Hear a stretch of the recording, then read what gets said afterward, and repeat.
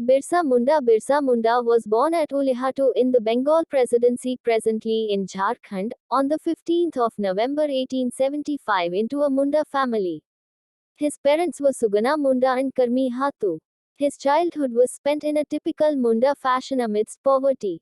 He converted to Christianity and became Birsa David Daur in order to receive an education from a missionary school. He spent a great part of his childhood in Chabasa. He was influenced by the national movement there.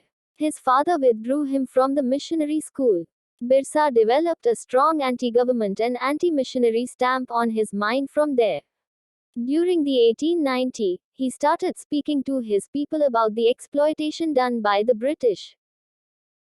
The British agrarian policies were stifling the tribal people and disrupting their way of life, which was hitherto peaceful and in tune with nature.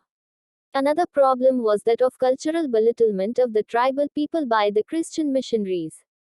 The Mundas had followed the Khunkhatti system of joint landholding. The British replaced this egalitarian system with the zamindari system. Outsiders entered the tribal landscape and started exploiting them. In their own turf, they became forced laborers. Poverty descended on them like a strangling chain.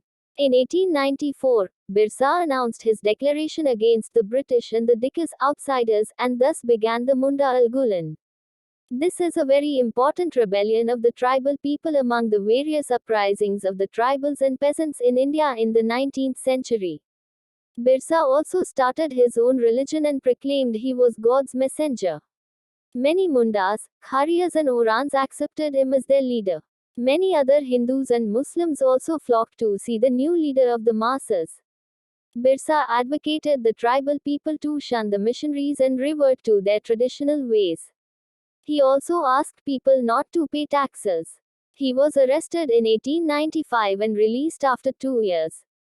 In 1899, he resumed his armed struggle along with the people. He razed police stations, government property, churches and houses of zamindars. The British caught him in 1900 from Jamkopai Forest, Chakradharpur. Birsa Munda died on June 9, 1900 while lodged at the Ranchi jail aged just 25. Authorities claimed he died of cholera, although this is doubted.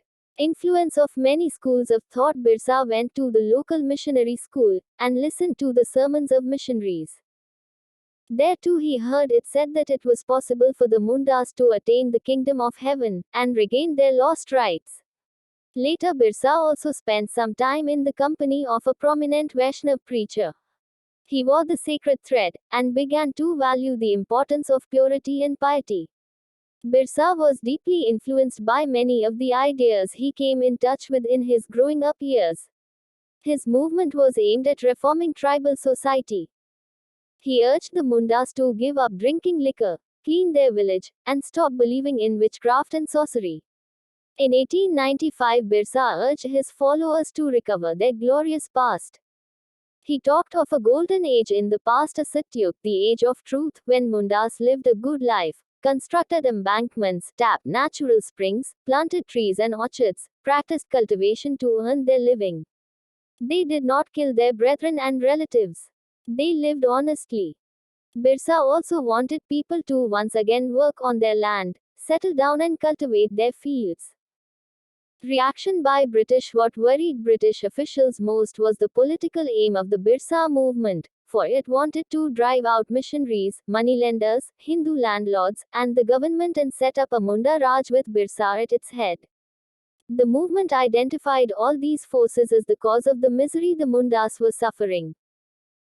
End of Birsa movement. To subdue the movement, Birsa was arrested in 1895 and was jailed for 2 years. After his release in 1897, he started to spread his ideas. People began attacking anything associated with outsiders. After the death